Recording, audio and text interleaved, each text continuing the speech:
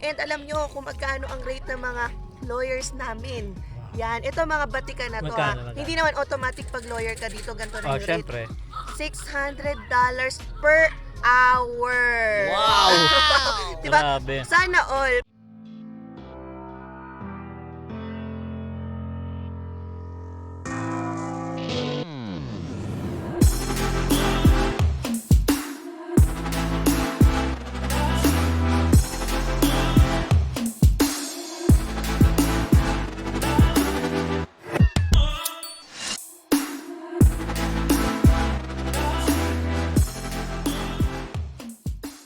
Hey guys!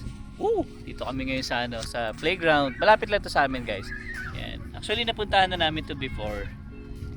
Yan gusto namin muna si Zion.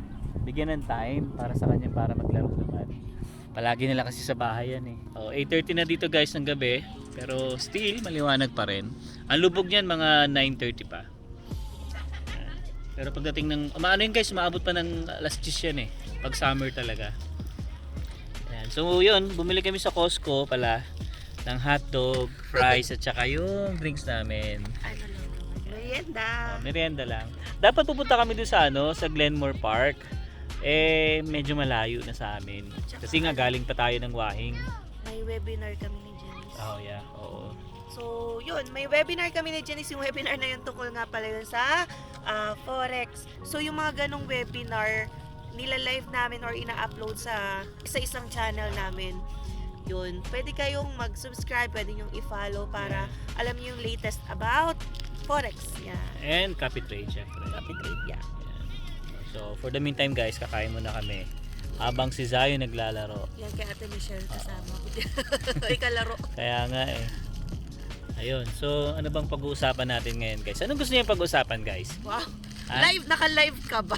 May sasagot? Comment nga dyan sa baba kung ano yung pwede natin pag-usapan. So, ito yung pahinga namin, guys. Kasi Friday ngayon. So, sabi namin pwedeng magpuyat kasi nasabi ko webinar na mamamayang gabi. Kasi minamatch ko yung webinar namin sa Pinas Time. So, yun yung pinaka-okay sa akin. At least, na-settle na namin.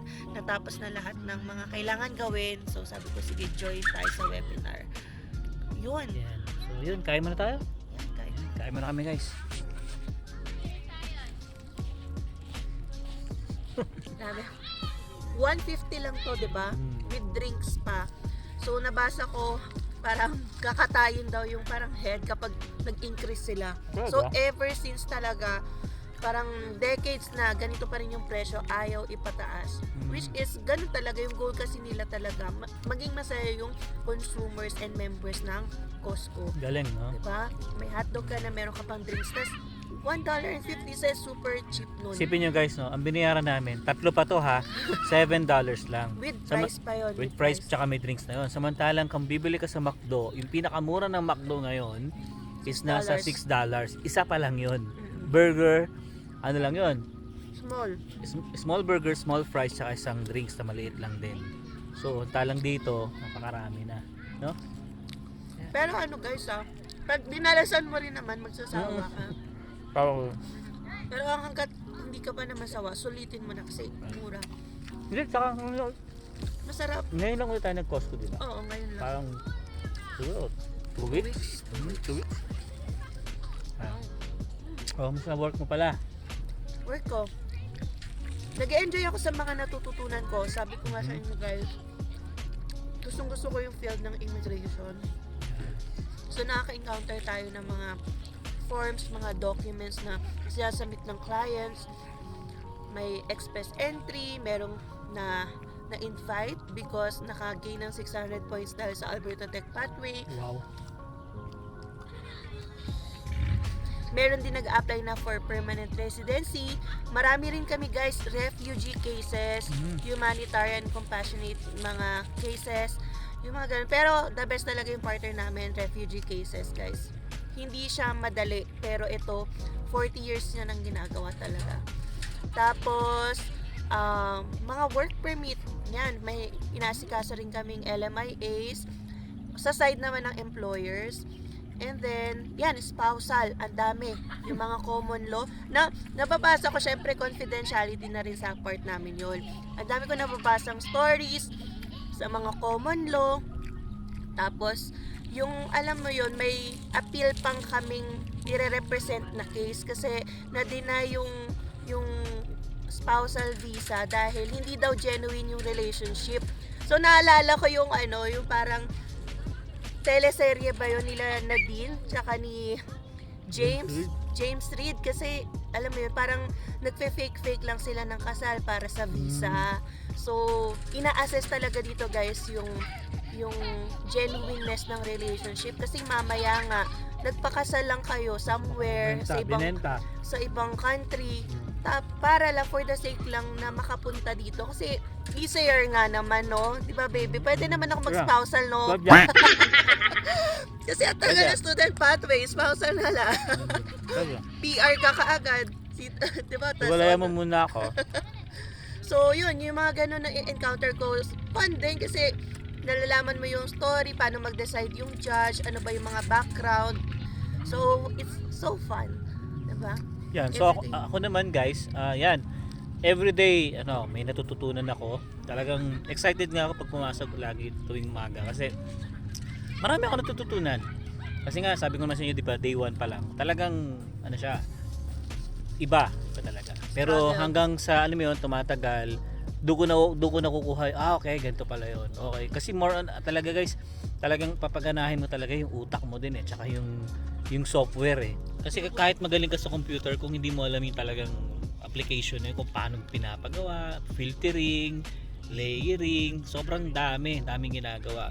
Tapos kailangan alam mo rin yung mga sukat ng mga spaces ng kung ano man, column, footing, ganyan, beam, anong sukat, etche, breche, ganyan. So pinag-aralan ko naman yun dati nung college tayo. And yeah, mas happy ako kasi nga marami ako natututunan. Sabi ko nga sa inyo guys, every day may bago. Talagang alam mo yun, step by step lang din talaga. Pero yeah, masaya ako kasi nakuha ko yung ganitong klase ng trabaho. Good. Yeah. Congrats. So, maayo na at nag-aalay yung stars. Yeah. Tapos, dagdag ko pala yung sa work ko, di ba, immigration law firm yun. So, since international student tayo, nakakatanong-tanong ako paminsan-minsan. Ito, yung question ko about sa PGWP, yung question ko about Alberta Tech Pathway. Grabe ang laki ko kasi, minsan nasasagot ako ng legal assistant, na very experienced na decades na gumagawa ng ganitong application. And then ito sa lawyer pa mismo minsan nakakasingit ako ng question tapos nasasagot at nag-guide ako kasi syempre kailangan ko pa rin talaga ng research. Ito, nagpo-provide na ng answer. And alam nyo kung magkano ang rate ng mga lawyers namin. Yan, ito mga batikan na to Magkano? Hindi naman automatic pag lawyer ka dito, ganito na yung rate. Syempre. $600 per hour. Wow! Diba? Grabe. Sana all. Pero ito guys, kahit sabihin natin mapapawaw talaga tayo $600 per hour. Hindi yun per parang 8 hours na ganun. So for consultation yun yung rate nila. So kung gusto niyo magpa-consult, yan, for 30 minutes, nasa $300. Okay? Kung 1 hour, nasa $600. Ganyan. Siyempre, may tax yun. Hindi ko lang sure kung inclusive or exclusive kasi hindi ako yung nag-charge. Although minsan nagpa-process ako ng payment pag retainer, ganyan. So, guys, ganun kalaki ang singilan ng lawyer. Pero, it depends sa experience. Kasi meron rin kami kasamahan na lawyer. Hindi pa senior partner, pero yung charge niya, I think nasa $300 per hour. So, kung half hour, nasa $150. Wow. Ganyan. Per hour. And paano na lang, 'di ba, kung marami yung nagpapa-consult sa iyo within the day. Pero syempre dapat i-manage mo rin kasi hindi pwedeng consult na ng consult. You have to work pa rin na ang daming concerns yan. Syempre ang daming documentations, communications. Yun yung matagal talaga kapag immigration, sobrang daming forms. Kaya dapat din talaga follow up. And yung rate kasi, sasabihin natin, oh wow, $600 per hour. Grabe, nagbabayad sila guys ng office space. Sila yung nagbabayad ng tao, sila na yung nagbabayad ng materials, lahat ng operation. So, kasama na yun. Kasi kumpara sa, kung nga nakikita ka ng $100 per hour, pero pure empleyado ka, tas 8 hours a day. Okay na okay yun. Kasi wala kang gastos. Instant pati yun eh. Instant yun, wala ka nang i-worry, hindi ikaw yung nagmamanage ng office, so it depends. Pero grabe, nakakalibre ako ng consultation. Sulpot-sulpot, hindi naman ako 1 hour na nagpa-consult, pero pag may nagpop-up lang na question na related sa hinahandle kong file, yan, nasasamantala ko na rin na parang ganito isn't it, ganyan, kapag ganito yung profile, ganito yung score, so yun nasisingit ko, grabe, parang $500 to $600 per hour ang natitipid. Galingan mo dapat. Syempre, nasa ano din yan, parang ano pa yung opening nila, so hindi pa natin maihirit yan, so we will see kung ano din yung ibigay ni Lord, tatanggapin natin kung para dito tayo, so kung para sa iba, i-direct naman niya tayo yan, sa ibang path. Yun. Isipin nyo guys, no? $600 per hour. Kahit sabihin mo na isa o dalawang client ka lang sa isang araw eh. Diba? Pero kasi, yun, babayaran mo yung office, yung mga tauhan. So, ganun na rin. Pero kung, diba, patok na patok ka talagang lawyer, puntahan ka ng clients, ako, solve ang buhay na buhay yung law firm mo. Yun. Nice. Di saka maganda rin kasi pag yung mo immigration talaga eh. Maraming concern talaga diyan eh. Kahit maliit na bagay, 'di ba? Eh sa dami pa naman na pupunta rito sa Canada. 'Di ba? Lahat ng nationalities ma-encounter mo. Eh sabi ko nga, refugee cases, guys, ang dami namin hina-handle. So yung mga galing sa Pakistan, mga Lebanon, Azerbaijan, yung mga victims or may fear ng persecution yan sa mga bansa nila, tas nagsisik sila ng refuge dito sa Canada, so kailangan lang patunayan na their life is really in danger do sa country nila. Totoo naman yun eh. Alam na, babalitaan naman natin talaga pero yan. yung iba, syempre, baka mag-make up na lang, kaya dapat talaga i-prove mo rin sa court na totoo yung case mo para protektahan ka ng Canada. Well, guys. that's good. Wow. Malamig. Kaya may ganito ako yung malamig yung hangin. Ako naman, ako naman guys, no, gagaya ko na nagsisimula pa lang, especially dito sa ganitong trabaho ko, sa engineering firm nga. Siguro, sa ngayon, hindi pa ako yung maghahangad ng mataas. Siyempre, kumbaga, nagpapakilala pa lang tayo eh. Nagpapakilala pa lang tayo. Kaya talaga, pinagbubutihan ko talaga. Kaya maraming salamat din talaga sa nag-guide sa akin. Minsan pagka may tanong ako, wala namang masama magtanong, di ba? Kasi ayoko rin naman maggaling-galingan. Kaya talaga hangga't maaari kapag alam kong hangga't maaari kapag tingin kong hindi ko alam, nagtatanong ako sa manager ko talaga. Tsaka kay sa boss ko. Kasi importante na yung tama yung gawin natin kaysa maggaling-galingan tayo. Kasi mamaya ginawa natin yun, tas mali naman pala. So, 'di ba? Tayo rin yung magkakaproblema. Kaya ako talaga hangga't maaari, nagre-research talaga ako sa YouTube, especially sa YouTube. Kahit kahit simpleng command lang, pinag-aaralan ko siya kasi gusto ko siyang ma-master. Especially yung mga pag-isolate, pag-filtering, yan. So, minamaster ko talaga siya. Kasi nakakaya din naman guys, 'di ba? Tanong ka ng tanong. Kaya hangga't maaari, dililimitahan ko na 'yun sa ngayon. Yan. So, yun nga, mag-1 month na tayo sa 15 kasi pumasok ako diyan April 15. Kaya happy ako guys, happy ako. Kaya talagang pag-iigihan ko talaga 'to. Ayun, yan, ayun doon na si Emma. Pinamana si Zion. So anyway, bukas pala guys, pang 5th session na namin sa CLP. Yan, so ano na lang guys, isa na lang. Kumbaga, matatapos na kami, gagraduate na kami. Graduate na kami. Yan, bilis lang din ng panahon talaga. Ayan, shoutout nga pala kay Jason and Moira. Yan, kasabay namin yan. Kami, sabay na sabay kami pumasok diyan. Kaya 2 Sabado pa kami. Ay nako. Pero guys, masaya siya. Maganda siya. Marami kang matututunan, especially kay God. Doon mo marirealize talaga na God is good. Ayan. So, yun pala guys, no? Ito dati nung pumunta kami natin ni Emma dito, ginagawa to. Ito pa lang yung dati. Ito pa lang yung meron dati. Tapos yan, yun, may mga basketball court na pala dito. So naisip ko, bumili ng bola, ako, shoot lang ako dyan. Libre naman siguro yan. Yun ang maganda dito guys sa Canada. Mas inaano nila yung maraming playground dito sa Canada guys. Totoo lang. Especially pag mga ganitong community, pagpapasok ka, asahan mo guys, meron talagang mga ganito playground sa loob nila. Kaya dati na nagdo-DoorDash ako, iiwasan mo talaga kapag kami playground kasi kailangan 30 lang yung takbo mo. Kasi kung hindi, minsan may mga camera dyan, makukunan kayo, magbabayad kayo, magmumulta kayo. Ganun kahigpit dito.